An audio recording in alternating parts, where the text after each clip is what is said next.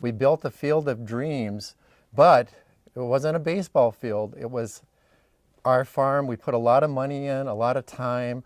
We skipped vacations to build this farm. And now we heard about ATC coming. I'm not against power lines. We all need power, that's for sure. And it was brought here a long time ago, and it made a lot of people's lives better. But that was different. This project is designed to make big business a lot of money.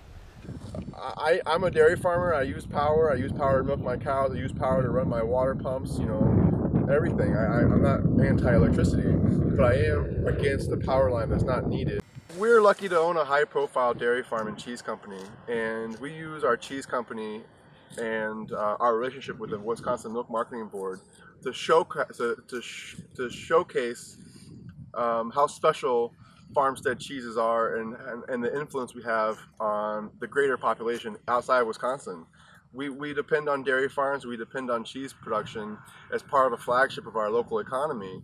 And if we lose our ability to sell our image and sell our cheese, it doesn't only affect our business, but it affects Wisconsin's cheese business as a whole. We're part of the capital market right now on the square, so we have a lot of visitors, traffic from other surrounding counties as well as our county come to our farm, want to see our animals, see how we grow our crops and how we take care of our animals that are food for them. And so yes, we have a lot of traffic on our farm. School groups that come by, the tourists, we host tour buses. Conservation groups, the watershed group. We are a producer of cheese here and sell cheese all over the country, and we host several hundred of our customers every year here on the farm. And our biggest markets are the coast: New York, Boston, San Francisco, Seattle, and the character of our landscape, like the character of, say, Napa Valley or Burgundy or the Loire Valley, is a key part of that experience. And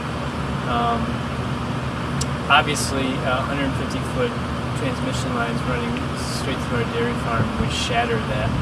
It'll be coming from Roberts Road over there and crossing my whole bottom and then going up the valley. So this valley here is very narrow and it's long. So when they're taking their 175 feet wide, they're taking pretty much a huge chunk of my cropland.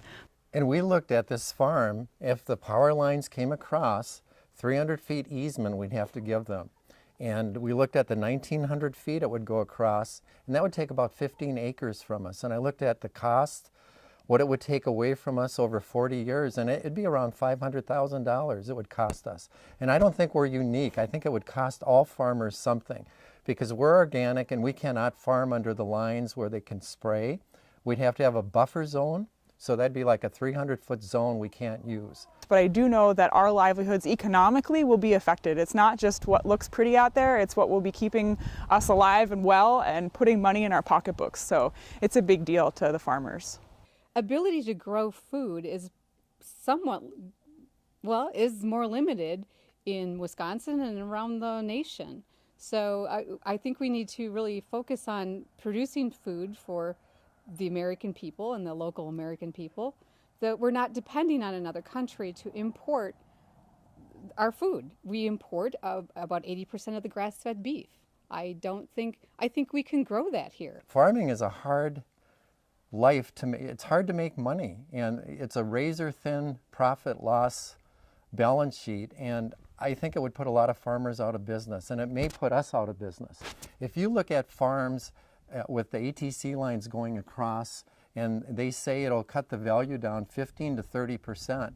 Well, what's the effect on agritourism? It's got to affect that. You know, as a small business in a rural area that sells its products mostly in big cities, we look at our local economic impact as bringing in dollars from New York, San Francisco, Chicago, and spreading them around Iowa County in southwest Wisconsin. So we spend about a little over $1 million a year in Iowa, Lafayette, Dane counties, and not a big number by big business standards, but for around here it's meaningful. It's meaningful to the lives of our employees and suppliers, and we'd like that number to grow. And it's the transmission line would put that growth in serious doubt.